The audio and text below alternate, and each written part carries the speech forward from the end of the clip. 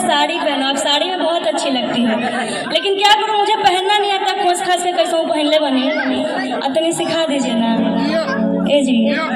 तो कहना है इसी पे, देखिए इनका थोड़ा मिजाज गड़बड़ है, इसीलिए अगर क्षमा चाहूंगी बुरा लगे तो।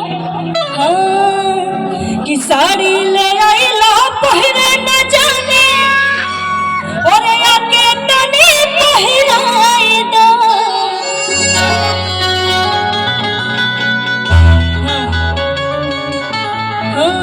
कि साड़ी ले आई ला पहने न जाने आके तनी पहनाई दो। और सुन ला